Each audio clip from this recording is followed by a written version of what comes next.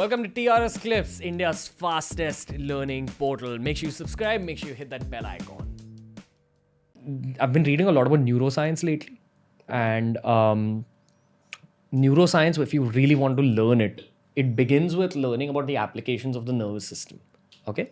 So there's multiple applications. There's movement. If I want to move my arm, I said the word movement, the message went to my brain. My brain sent a message to my arm saying, okay, now lift it up.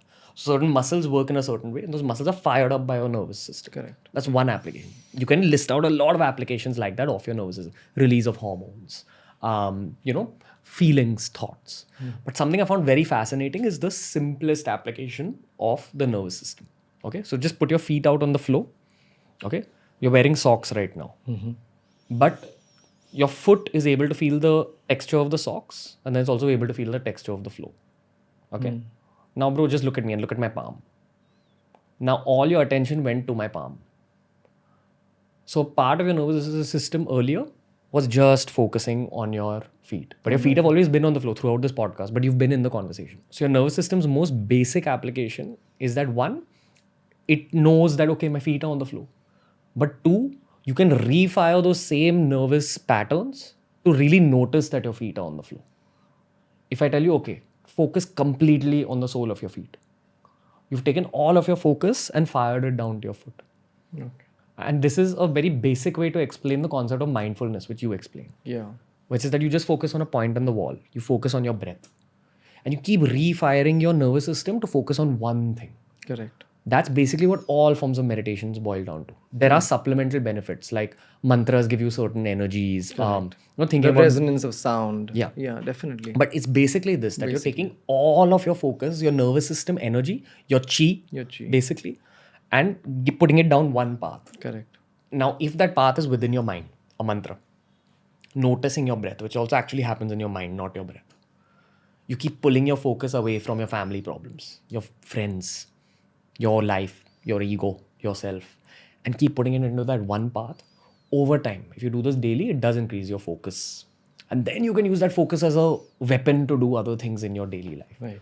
So that's a big benefit of meditation for me. And that's where you really understand the power of neuroscience. You learn it, you learn the theory of neuroscience and you realize, oh, okay, there's also these parallels with the world of spiritualism. Correct. So because you guys had to meditate every day, plus from what I hear of you and all your experiences at the Shaolin Temple, I feel like every single activity you all did with a sense of mindfulness. Ki while I'm training, I'm just in this.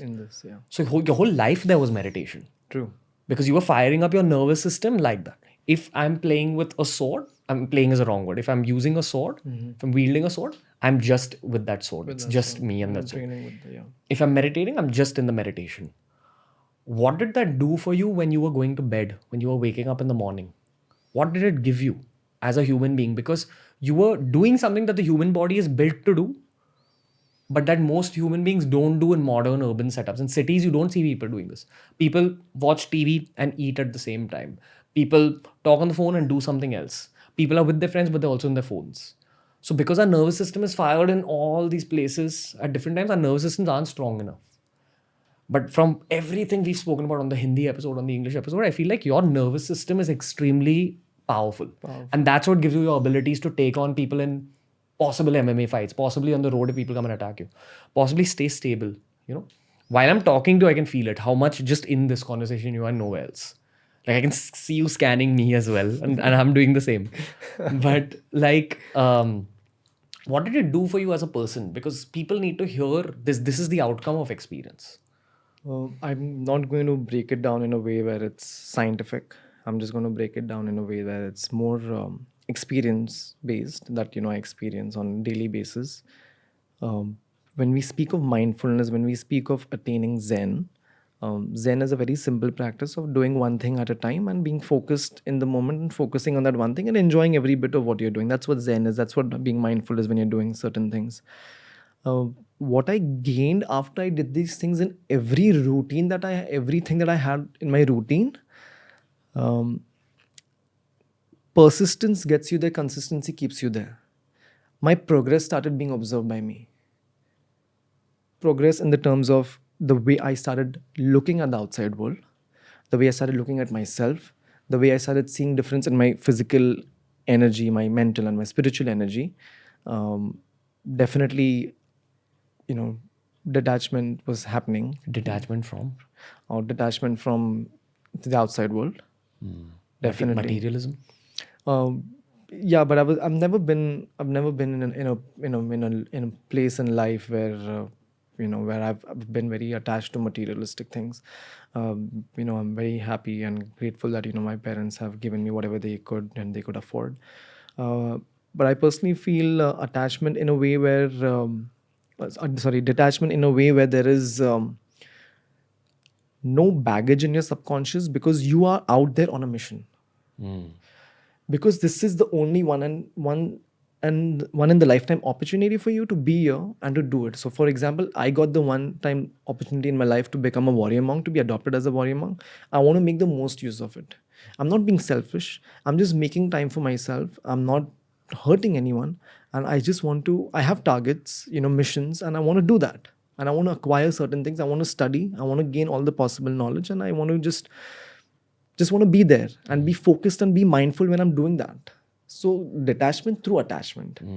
I love my family, but there was certain distance that happened. I was in touch with them every week. I used to talk to them, but there was no too much of involvement. We are Indians. We are very family people, emotional people. We are cultured in a way where festivals are there, then occasions are there. So all those things are I was very detached from.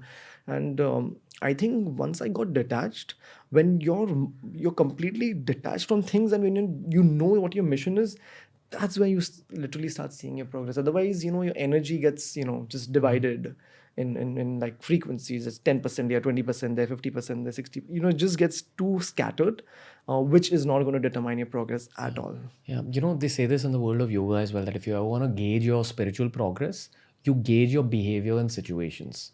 Has your behavior in situations improved? Because no matter how spiritually evolved you get as a person, you will have situations in your life where you feel like lashing out at some family member, at some close friend, maybe at some client in business. It happens, I won't lie. Yeah. But definitely happens. Yeah. If you're ahead of where you were a year ago, that means you've spiritually progressed a bit.